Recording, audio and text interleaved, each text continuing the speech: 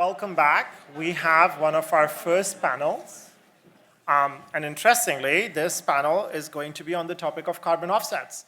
As Paul referred to in his initial remarks, yesterday we had an incredible workshop that we hosted all on the idea of business of carbon offsets, which brought together approximately 70 people.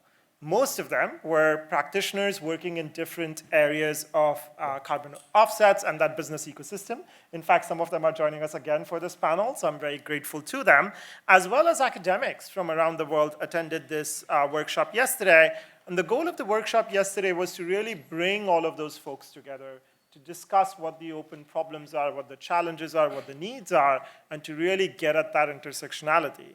Now, so today we have them again here to talk about the business of carbon offsets and how carbon offsets can be an important and especially timely tool, one of the pathways for decarbonization. Now, I also have my pleasure to introduce one of our amazing students, Julia Stadlinger. You've heard a lot about our Master of Science in Environment and Sustainability Management, but one of our earliest offerings in sustainability was our MBA certificate in sustainable business, which is about 5 to 6 years old. That represents about 50 to 60 students a year who pursue this certificate and gain deep knowledge both in terms of practical as well as academic in topics related to sustainable business. So Julia is not just an MBA student, she's also a dual student in getting a master's in public policy. Her undergrad is in public policy, so as you heard Lauren talk about the importance of policy and the intersection with business, Julia represents that really well. She just came off being an ESG data intern this summer, and she's interested in the future, really thinking about helping companies integrate sustainability into their strategies. And so with that, I'll leave it up to Julia and the panelists for what will, I'm sure, be an amazing conversation. Thanks, Julia. Thank you. Good morning, everyone. So we've already heard a little bit about carbon offsets, and I'm sure many of you have heard of them as a potential tool for decarbonization. In fact, they've sparked some lively debates among experts on where they fit in as a decarbonization strategy. In this panel, we'll begin by going over the basics of carbon offsets, so what they are, how they're generated, and what role, if any, do they play in meeting these broader decarbonization goals. It goes without saying that carbon offsets do provide a convenient, scalable, and cost-effective solution to meeting these short-term targets. However, the market does need to figure out how to continue to scale them further while also ensuring and improving their credibility and their quality. To discuss all of these issues, we have a spectacular lineup of panelists here with us today, and I'm sure we're all excited to get started. So could we begin by just having each of you share your role or your organization's role within the carbon offset ecosystem? Sure. Great. Hi, everybody, and thank you. Thank you for inviting me to speak here today. My name is David Antonioli. I'm a recovering standard setter. I used to run Verra, which is the largest standard setting body in the carbon market.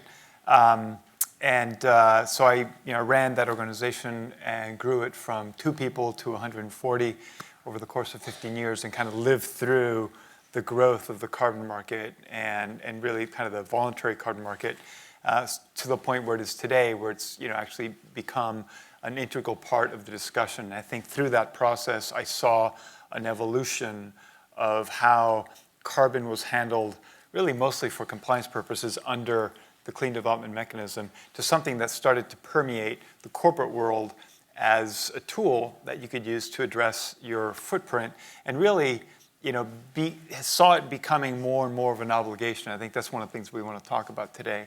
And saw that evolution and really kind of lived through what I call kind of the big theoretical or transition where we went from a world that was dominated by a top-down modality, right? The Kyoto Protocol had the clean development mechanism, had the European emissions trading system. These were all rules that came from on down high and people were supposed to implement them, but that all fell apart. And after that, we were left kind of holding the bag thinking, well, what next? And out of that came the Paris Agreement, which is not top-down. In fact, it's quite the opposite. It's all bottom-up.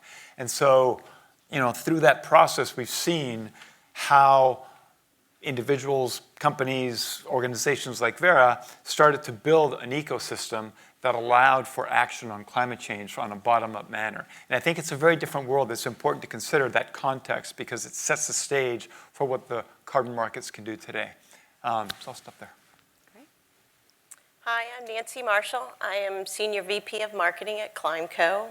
We are an end-to-end sustainability company, and we focus on decarbonizing industry and also restoring nature. Those are our two focuses as a company.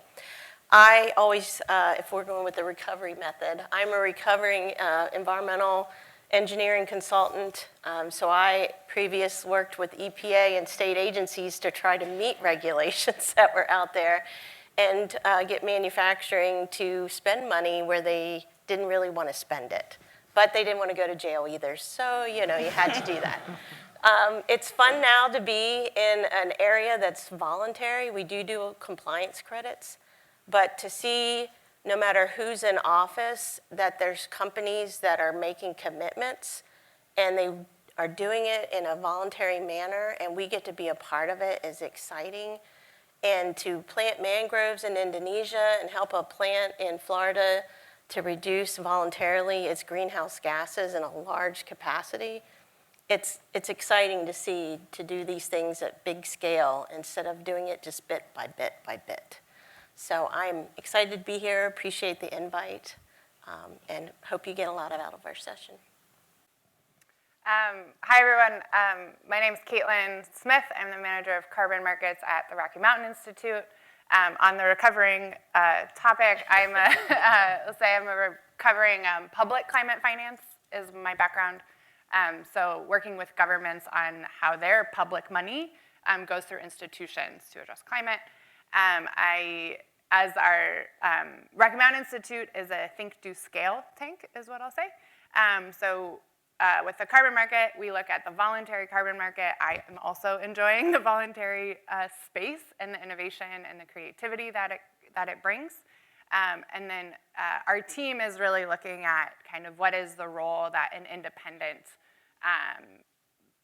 research tank can bring to the space, and how can we kind of complement and build and scale a lot of the kind of really creative solutions that are emerging elsewhere without duplicating or adding to the chaos. So I'll stop there. Great, thank you all so much. So now let's kick off our discussion with our first question. So first, focusing on the demand side.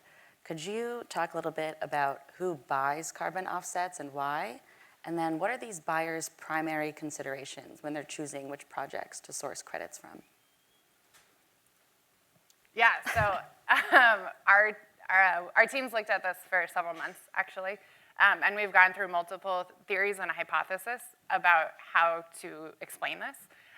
And what we've settled on is that buyers really are driven by a range of conflicting and sometimes contradictory motivations. So some of it is you have the buyers who are in the headlines, right? The Microsofts, the Stripes, who are really trying to build markets, and they are trying to establish themselves as leaders in addressing climate change, and they have these really ambitious targets, and they've allocated a lot of resources, and they're willing to take risks that other buyers are not willing to take. And so they dominate, I think, a lot of the conversation. They maybe skew what's available, but they're not the only people buying. And then you have, sorry, I'm going to back up. At the highest level, you have buyers who want to buy to retire, so claim the credit, and then you have buyers who want to trade, who are speculating, who are sourcing, who are intermediaries. That's like the high umbrella, how to understand this. So the buyer to retire, you have the innovative, the people who are trying to build a market. You have the people who are kind of on the edge, right? So they want to follow the leaders, but they don't want to be the ones taking the leap. And then you have the people who really just want, who are kind of playing defense on PR. So they want to be able to kind of contribute something. They're not really sold. This is like Shell a month ago, who, are looking for the cheapest credit, who maybe are not super committed. They're kind of like have a hand in every pot, and they don't really have a lot of strong opinions about what they're buying. And then the actual decisions are shaped by the same things that all of us face when we go to buy anything we go to buy, which is how much money can you allocate to this challenge? How quickly do you need it? How can you find it? And then what is your reason for looking for this? Like what are you trying to solve? And so for carbon credits, that really shapes what the final credit purchase is. For us, there are the three types of clients. You have the people that live and breathe this stuff. You have the people that are just checking off the to-do list. And then you have the middle group who are kind of waiting and seeing and watching what others are doing. So, if you put out marketing pieces that talk about, the 1.50 degrees Celsius, the top buyers are going to get that. They're passionate about it. The people who are just checking off the to-do list may turn a blind eye to that piece. So we focus on trying to educate on all levels of the importance of the carbon market. But for us, depending on how long they've been in this industry, we have people that have been in here as long as we've started our company, and then we have people that just started 6 months ago. And it's not an easy process, so they're all trying to understand and make good business decisions. For us, people talk a lot about removals and avoidance credits. For us, we break it down even more simply. We have industrial or tech-based credits and nature-based. And that's how we have clients that come and they just want nature-based. We have clients that come and they just want industrial because they feel like that is permanent. They want the nature-based because it's prettier. It's got a lot of co-benefits. It looks better on the cover of the sustainability report. But then we have savvy buyers that want a combo because they want to make sure they have a balanced portfolio when it comes to supporting these types of projects. So at the end of the day, it really comes down to what the client wants. We still have people that come and say, hey, do you have any carbon credits in the state of North Carolina? Because that's where I'm headquartered. That's a little harder to do, and we try to tell them, hey, a carbon credit is a carbon credit, whether it was in Florida or California or wherever, it's still a reduction. So trying to find out what's best for their message as a company, what do they want to put out there, what meets their business philosophies, their core principles. You can find a good mix, and developing a variety of projects, as all the developers do, give them the opportunity to find what they need and what they're looking for.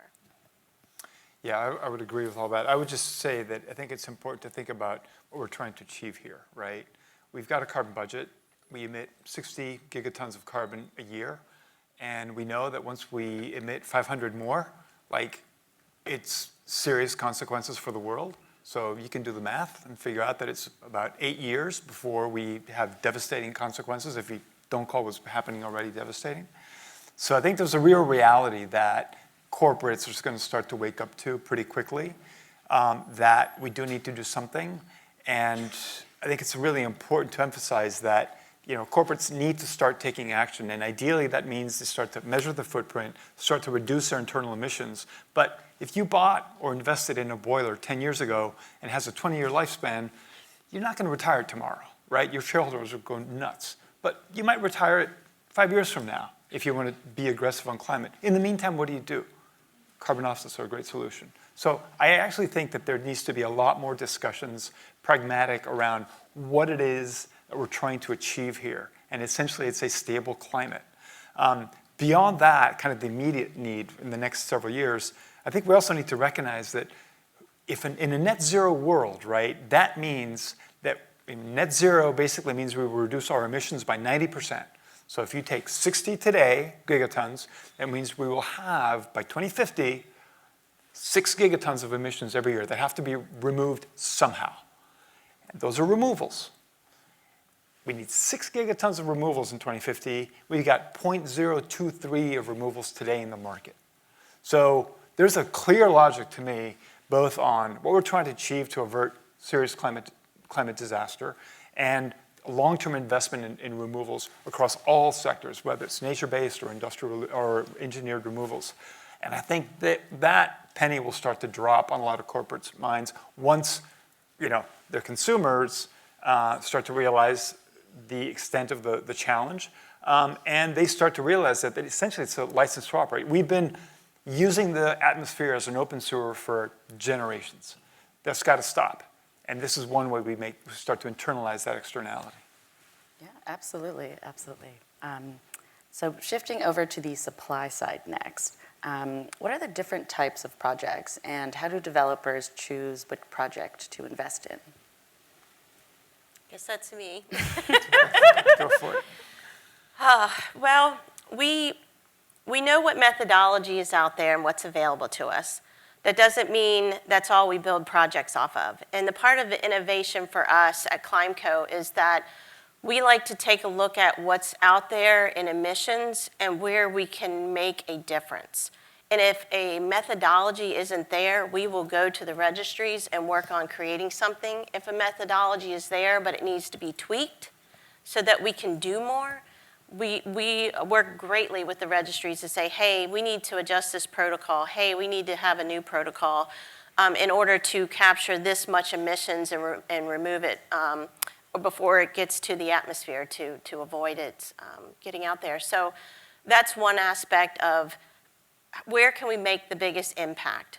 The other aspect for project developers is, we love hard-to-abate industries. We want them to know that there is possibilities there, and they're not being left behind in this journey, and we don't look at them as a negative on our society. They have the desire to do things better, and so we're there to support industry because we want jobs to stay here in America. We want businesses to be able to be sustainable and grow. Because we all need to fly, we all need to get places, we all need what we need. So that's another aspect that we have. But we also take a look at, for nature-based, is, how large of a scale can we have this done? How will this impact the indigenous people of that area? Can we make a positive difference on their end? Does this provide jobs? Does this provide health insurance? Does this improve their quality of life? That's where nature-based makes it to be able to go beyond just carbon. And so we look at, can we establish a good baseline, and can we have the amount of credits to make this a good business solution? Because at the end of the day, these are business solutions, and we want to make sure that we can fund a nursery growing bald cypress so we can plant large acreages in Louisiana. We want to make sure that we make a difference no matter where the project is, and when we leave the spot, we've left it in a better place. So for us, we look at a lot of things to make sure that there's going to be some permanence. We understand leakage and avoidance, whether or removals, whichever or. For us, there's a high quality in the methodology with the registries. So we feel that it's our job to make sure we produce high-quality projects so that there's high-quality credits in the VCM that people can feel confident about purchasing to meet their goals as they decarbonize their footprint inside their fence line. I would just add, I think you mentioned something which I think is really interesting, which is the market's been set up in a way that you've got entrepreneurs out there saying, hey, I see an opportunity. I can invest in something and reduce emissions and credit them, and that's how I'm going to finance this thing. And that's a really powerful concept because it brings together people from, entrepreneurs from around the world. I used to work for a developer when I used to work for EcoSecurities. And we've identified landfills in the early days of the clean development mechanism as a real opportunity. So we actually did a joint venture with a company that put pipes in the ground and drew the gas out and destroyed or generated electricity. And so that's one of the ventures that we went forward. So it's really about identifying where that opportunity is. And there's a number of projects that have failed, and that's fine. That's just the way this works. But there's a number of projects that have been very successful at doing what they set out to do. And one of the cool things about this, particularly with nature-based solutions, is that you've had people for years, we've been just chopping down the forest. And you finally had people saying, actually, we can revert that. We can change the dynamics, and we can actually help communities, live with the trees instead of cutting them down. And they've put together a number of projects that do that, and that's really encouraging. We're starting to learn how we actually can protect forests in the long run. I think that's tremendously cool. I'll add two things. So one, I think that the stereotypical kind of offset project is a Red Plus project, right? It's projects going into communities in developing countries to reforest degraded land, and that's, I think, the origins of the voluntary carbon market are in kind of have a development angle. And then part of what's so fascinating about the market right now is there's still a lot of Red Plus projects, those come through the registries, but as David mentioned, there's a lot of innovation and there's a lot of entrepreneurs who are seeing the market, seeing the environmental challenges visibly kind of escalate and saying, I have kind of 4 things that can help solve this problem, right? So part of it is an aspiration, a vision, a commitment to doing good. Part of it is resources, and that includes the registries, that includes the technical knowledge, that includes a team, all the kind of execution on the ground resources that are needed. Part of it is a willingness to take risks. We talk to a lot of really, we have a partnership with Third Derivative, who's our startup, kind of RMI's affiliated startup incubation team. So those startups obviously are taking a lot of risk. And then you have people who are a little more like, I want to see where the market goes and then I'll jump in. So the risk tolerance matters. And then finance, right? What will people pay me to do? Or where can I get the revenue stream? And carbon credits are a huge part of how all those things can come together. They provide a revenue stream. They attract investment, right? If investors say like, hey, yeah, you have a business model here that has a reliable revenue stream, I'll give you the upfront capital to scale this. And so if you get all 4 of those together, that's where you're seeing a lot of the most interesting kind of creative solutions emerging in the voluntary market space because it's rewarding the ingenuity and the entrepreneurial spirit of a lot of kind of committed humans who don't want to live in a catastrophic world. And so I think that's where the market actually is I think that's where a lot of potential is in the market. Sure, yeah, and hearing the conversation about nature-based solutions, I think that is also a testament to the intersection of social and environmental sustainability. So thank you for bringing that up. So I think when you hear criticisms of carbon offsets, there's questions of the integrity of the market. So I would love to hear from you. How can we ensure the integrity of the markets, and what role do registries and NGOs play in establishing integrity? I guess I'll take that one. So integrity is key. I think just before we get into the details of that and what's happening, which I think is really positive, let's look at this in the broader context of history. The market is about 20 years old. We are learning as we go, and yet we're setting these incredibly, very difficult to achieve standards, or we are basically criticizing the ability or the entrepreneurs who are out there doing stuff. I'll tell you a story, a joke. A guy's walking on the street and sees this guy selling crabs. I've got crabs to sell. I've got crabs. Just approach him. What you got? I got 3 kinds of crabs, and two of the buckets have lids on them. One doesn't. He says, "Hey, what's going on? What's the difference?" "Oh, these guys over here with the lid on them, those are finance crabs. And why do you have a lid on them?" "Oh, because they're really smart. If I don't put a lid on them, they're going to jump out. They'll figure out how to get out." Second bucket. Why do you have a lid on them? "Oh, those are the oil and gas crabs. You don't know this, but they're really good at collaborating with each other. If I don't put a lid on them, they'll figure out how to work together and jump out." And the last guy's, "Oh, those are the environmental crabs. They can't help themselves. They're always fighting amongst each other. The minute one of them gets close to reaching the top, the other one will yank him down and pull him back out." And we've got a bit of a circular firing squad in the environmental movement, unfortunately. But I say that because here we are, we're building a market that's creating real value. And I think we need to be mindful of the fact that the market is really in its early stages and we're learning a lot. That thing I said about learning how we do forest conservation projects. Are the rules perfect? No. Do we need to improve them over time? Absolutely. But we need to be mindful that we're building a market that's going to create long-term value for the economy and the world as a whole. And so I think we need to have that context in mind. But that said, I think there's some really important initiatives that are addressing the integrity piece. You know, I sit on the board of the Integrity Council for Voluntary Carbon Markets, which is a body that's been set up to essentially serve a regulatory role, and has followed a quasi-regulatory process where it's done, you know, public consultations, expert feedback, and creating the set of kind of guidelines, if you will, that the carbon credit registries or the greenhouse gas crediting programs have to follow in order to get the blessing of the ICBC on.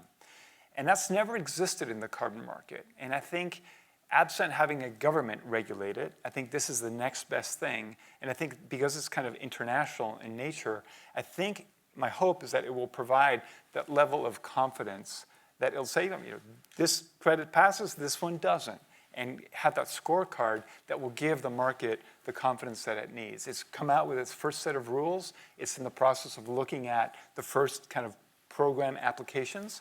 So I'm actually hopeful that that will help to address a lot of the concerns that people have. I think some of them are overwrought, to be perfectly frank. I think also a lot of them we need to be thoughtful of the fact that we are in the process of a transition or kind of an evolution of the market. And it'll keep getting better, and that's great. We should all be heading in that direction. But we need to be mindful that we're really trying to create something that's going to add value in the long term.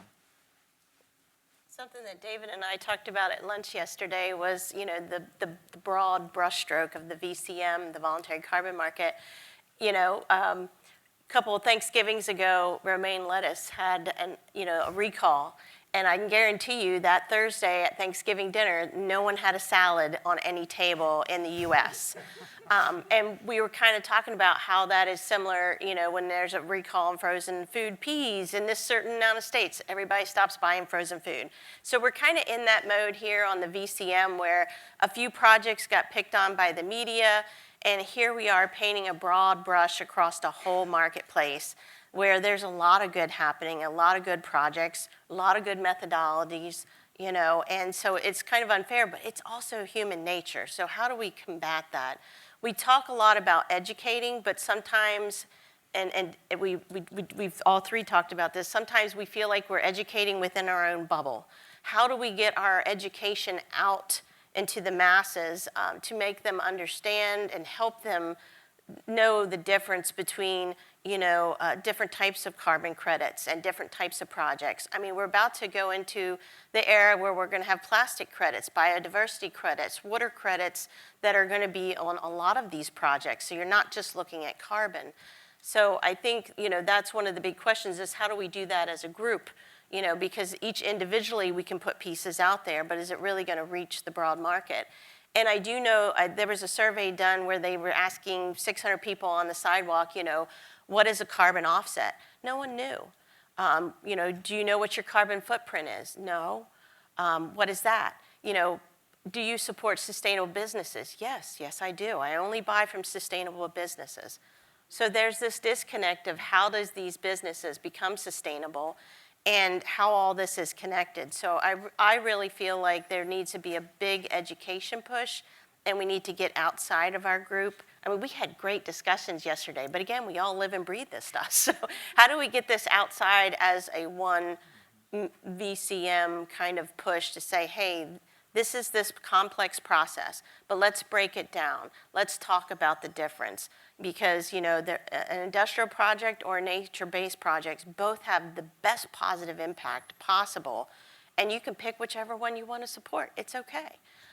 So I really feel like education out to the masses is probably the next thing we need to do, because this market's just like any other market. There's ups and downs, but misinformation out to the masses causes a reaction and broad paint strokes, and it really does hinder innovation, hinders, you know, nature-based restoration, and it makes companies leery of making bold claims, and that's just going to put us behind, and we just don't have time for that. I'll add a couple things. So one, I was on a hike a couple weeks ago. I live in Colorado, so it's an actual hike, and I was trying to explain to a friend like why carbon markets are important. And I was like, do you have a background in economics? He's like, yeah. And I was like, okay, so we all, I assume, understand a market failure, right? So climate change is often called a market failure, in that all of the consequences of exploiting the environment and releasing all the emissions are not priced, right? And the market is, and if in the abstract you wanted to create a carbon market, you would anchor it to the kind of 350 parts per million, right, that the atmosphere can hold without escalating the change. And then that would be your scarcity, right? And so you would have supply and demand chasing the scarcity. We can't do that because we have a lot of systems that have already been built. And so it's about how do you flip that. And if we come back to, David's mentioned this a couple of times, come back to like what problem are we trying to solve? We're trying to get emissions either out of the sky or prevent them from going up in the first place, right? So integrity has to mean that everybody in the system knows that that's actually happening, right? The credits that are promised are actually performing the way that they're supposed to perform. And we can, there's a lot of, I think when our team is relatively new, it's 2 years old, they did a lot of market research before I arrived to understand what value could RMI bring to the space. We realize there's a lot of certification bodies that are doing phenomenal work trying to think about how do you model these things? How do you kind of build confidence that they're going to perform the way they say they are? There's a lot of rating agencies that are trying to provide some clarity on what's really going on. There's a lot of other environmental NGOs that are more in the advocacy space that have very loud opinions about a lot of things. And there really wasn't an entity like RMI that could bring a neutral voice and come in and kind of say, here's what's going on. We sit in the climate intelligence program, we focus on data and where does the data show us. So can we have the data lead us to how does the market need to function? And the one thing we've kind of leaned into is the importance of data integrity. And that means both like, how do you know that the climate performance is what we think it is? And how do you increase the transparency for other players in the market to build confidence in that performance? It sounds easy, right? It's like one sentence, like that sounds really easy. It's actually very hard. But I think the more the market can move in that direction, you get a lot more of an efficient market that is making decisions based on the climate impact of the credits in question, and fewer instances of entities kind of trying to exploit the chaos and the uncertainty and profit from some of the criticism or some of the uncertainty and the risk. And so that, I think, our vision, obviously, is that will help the market move in a direction where it is functioning more like a market. And it can complement efforts like the ICBCM's core carbon principles, which are kind of saying, here's where we need to go, and then you can say, and here's how we're going to get there. Absolutely. So I want to make sure that we have time to get some questions from our audience members. So I think we can open it up to the audience Q&A now.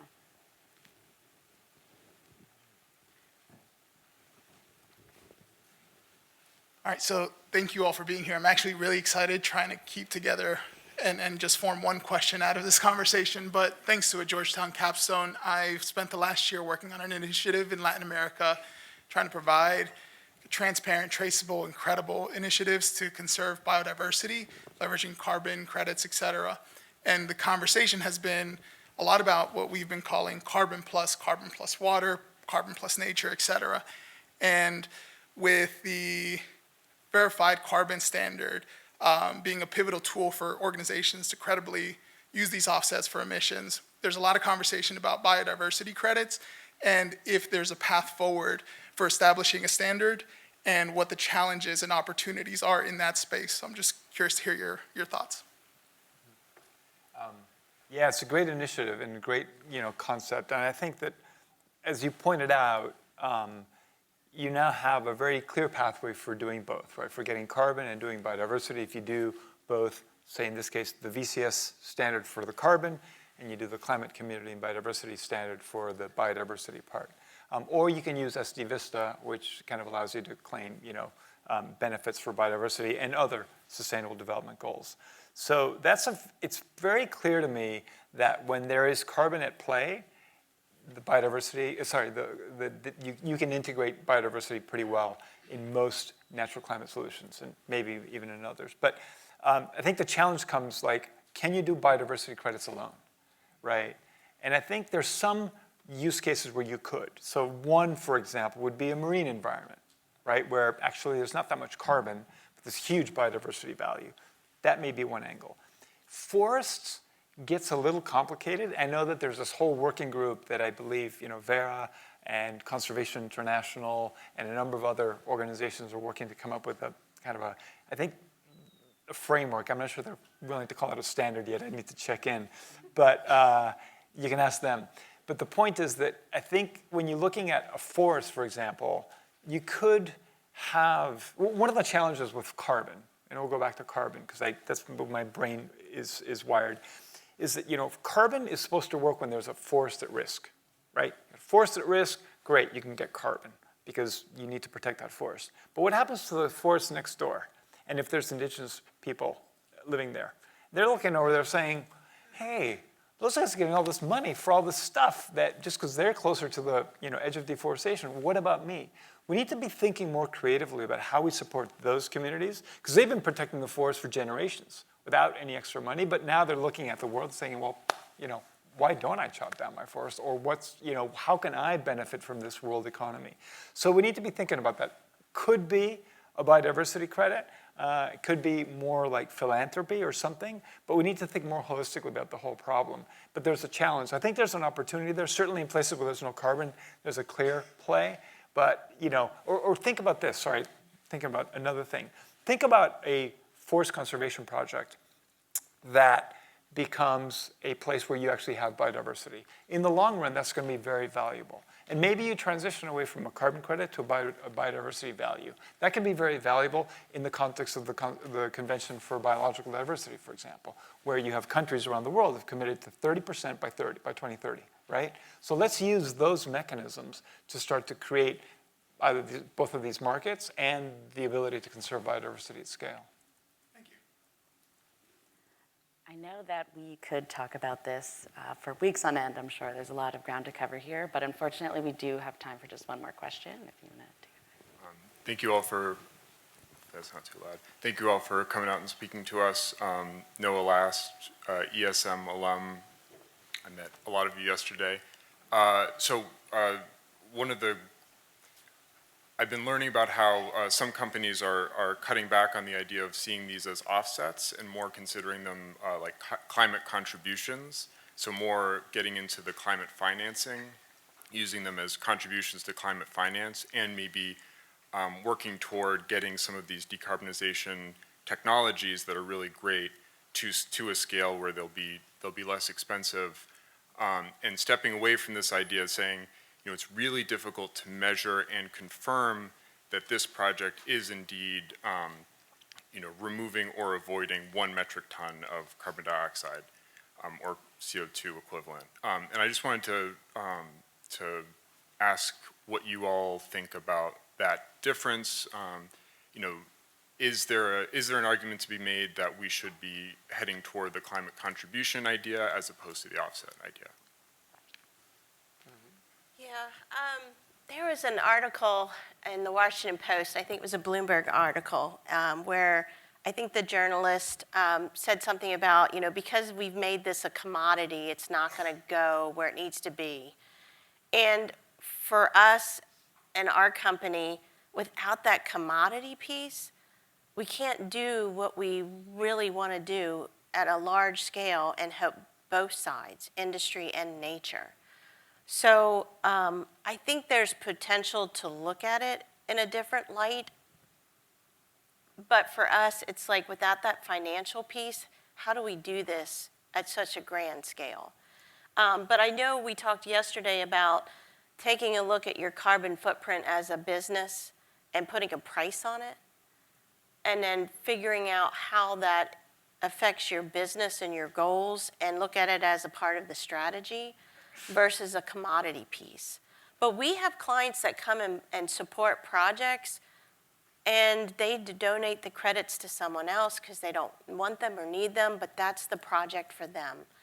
I think the tech base and the innovation on the decarbonization of industry, you know, that's hard numbers. You can prove that that was destroyed before it even made it into the atmosphere. I think nature is the one where it's very beautiful. We can do a lot of co-benefits, but there's a science to it and a baseline. And was that forest at risk before we protected it? And questions like that. You know, but at the end of the day, you can't do this without the funding, so it's kind of hard to not have it as a market. But we could get there as people reduce their footprint within their fence line. And we always say, we hope one day there's no need for offsets. We would like to get to that point. But until then, there's a need, and there's a drive to help everyone be net zero today as they reduce in-house what they can and get to. Absolutely, thank you. I think that's a great point to end on. And if you could all join me in thanking our panelists one more time.